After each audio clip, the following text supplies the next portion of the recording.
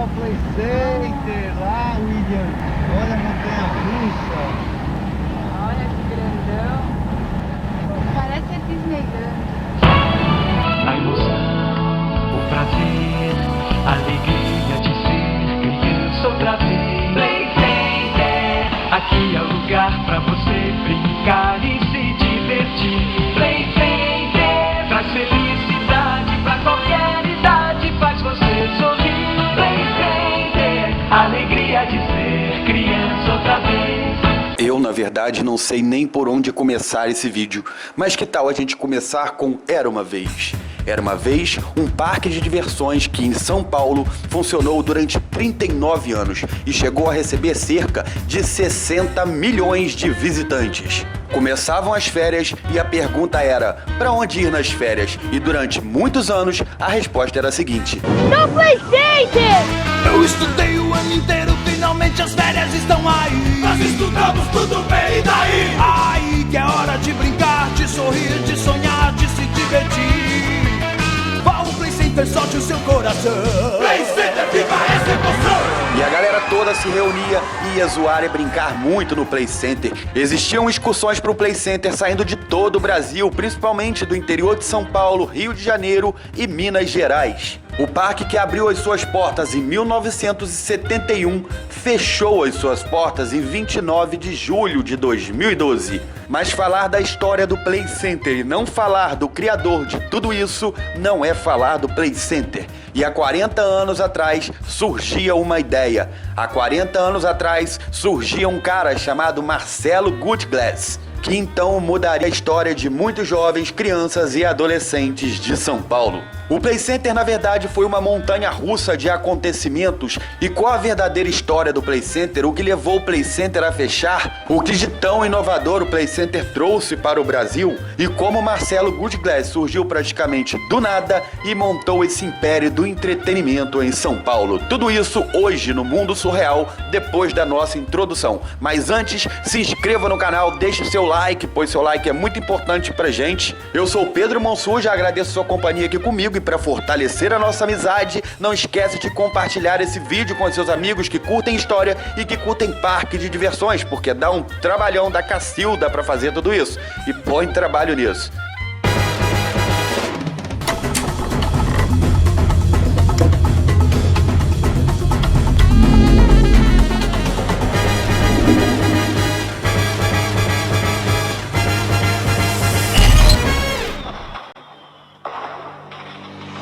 A cabeça de Marcelo Gutglass era uma caixa registradora.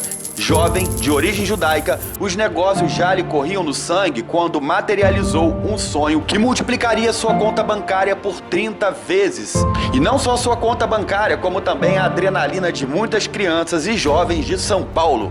O pequeno parque de diversões, em um terreno em frente ao ginásio do Ibirapuera, inaugurava a primeira montanha-russa de metal trazida da Europa por ele. Ao chegar ao local para preparar a estreia do aparelho, Marcelo Gutglass tremeu com o tamanho da encrenca. E era uma multidão esperando para andar na montanha-russa. E ele não acreditou com aquilo que ele estava vendo. E então ele fez essa montanha-russa funcionar 24 horas para poder atender a todo mundo. E isso era só o primeiro giro de Gutglass, pois 2 anos depois ele tinha menos cabelos, mas tinha o maior parque de diversões da América Latina. O Play Center, para um homem que só queria jogar xadrez e tênis quando adolescente, não seria o único milagre, pois depois do Play Center, Gutglass criou também o Hopi Hari e chegou a acumular uma clientela de mais de 5 milhões de pessoas por ano.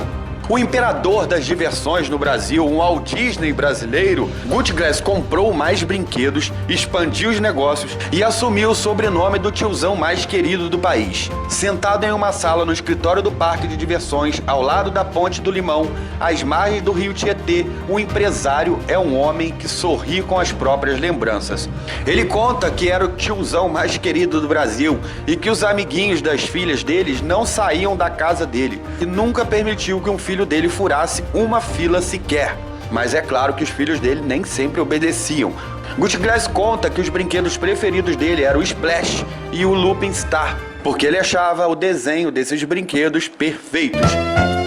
15 anos de alegria, 15 anos divertindo. é um Play Center que arrepia.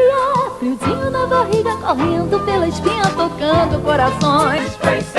Mas o Marcelo Gutglass tem um histórico pré-Play Center que nem todo mundo sabe. Pois nada cai do céu e as coisas não começam de uma hora para outra. Em 1967, segundo suas memórias, ainda não havia chegado ao Brasil as famosas jukebox, ou seja, aquelas maquininhas que tocam músicas. Até então essas máquinas só tinham lá nos Estados Unidos. E o terreno desse empreendimento estava livre para Gutglass, que sentiu um momento, comprou algumas jukebox e fabricou outras 20 vitrolas artesanais. As suas boas ideias começaram então a atrair boas ideias de outras pessoas. Ciro Baccelli, um amigo dele, que também era empresário, parecia delirar quando falou de uma geringonça que existia só nos Estados Unidos. E essa geringonça enlouquecia os meninos da época. Ela era movida a ficha e uma máquina tinha 2 hastes e um conjunto de luzes e som que respondia aos movimentos de uma bolinha de metal. Aí o jogador deveria fazer a bola passar pelos caminhos mais difíceis para ganhar pontos. O nome desse bicho era fliperama, mais conhecido atualmente como pinball.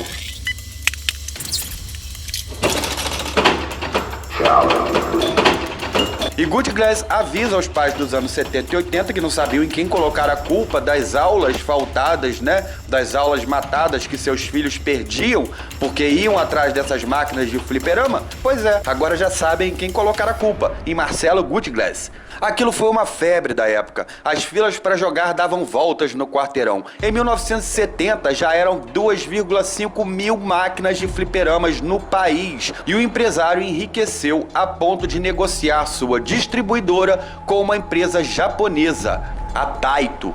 E o próximo passo de Gutglass qual seria? Um parque de diversões. Invited me to go to Italy to meet a friend that owns an amusement park in Naples called Edenlandia. It's a nice amusement park.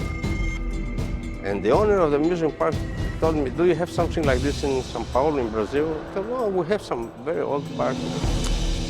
I send you some rides and we get partners on this." Okay, if you want to do this, no problem. And he brought we imported at this time the first rides, and including an iron roller coaster. E ao olhar para a sua montanha-russa, vislumbrou tudo o que poderia ter nos próximos 50 anos. Ele conta que ficava olhando aqueles carrinhos descendo e fazia as contas. Cada pessoa pagava $1 para andar na montanha. Cada carrinho que descia levava 8 pessoas. Eram $8 em cada carrinho. E os carrinhos não paravam nunca. Ou seja, $8 a cada carrinho, descendo de 5 em 5 minutos, funcionando durante 8 horas por dia. Faz as contas aí. Realmente, ele era uma máquina registradora. Quando chegou ao bairro do Limão, em 1973, ele reuniu os seus aparelhos em 32 mil metros quadrados e mais de 60 milhões de pessoas passaram por essa área. Área essa depois que se estendeu e dobrou o seu tamanho. Em 1996, um menino de 12 anos chamado Renan, ele caiu de cabeça de um brinquedo de 6 metros de altura. Foram 48 horas de angústia para Gutglass. Somente quando o médico informou que Renan estava bem, aí o empresário pôde sorrir e dormir sossegado. Foi assim, eu tava na primeira volta ainda, né? E gritei lá pra baixo. E na segunda volta, eu já tava caindo. Porque eu escorreguei por baixo da trava. E enquanto eu tava caindo, eu dormi. 592 metros de trilhos que os carrinhos percorrem a até 90 km por hora. Uma falha no sistema de freios fez as composições baterem entre si. Ficaram feridos 15 adolescentes e crianças. Em 2012, o empresário já com seus 69 anos, ele subiu vagarosamente os degraus da escada de segurança que levavam ao topo da montanha-russa do Play Center. E lá do alto, ele olhou para baixo com muita atenção, se segurou no corrimão e desabafou. Eu não tenho mais idade para isso tudo. A fase de deslumbramento eu já tive, mas acabou.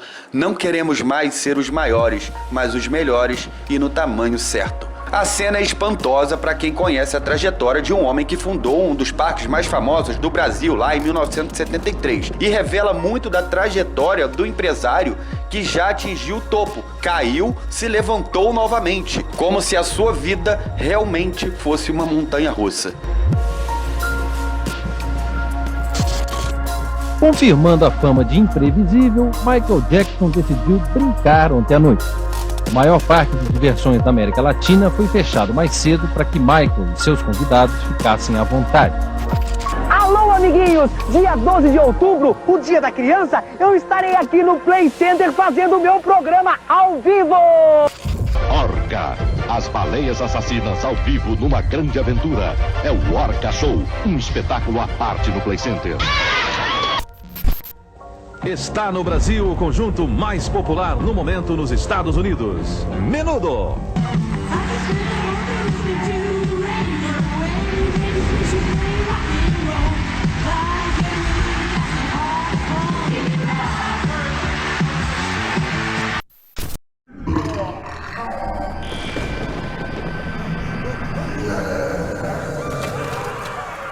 História da Monga, a mulher gorila. Meu tio que surgiu com essa ideia, foi de 63 para 64. Eles queriam uma mulher macaco. Eles queriam conhecer a mulher, quem tinha truque da mulher, mas ninguém tinha.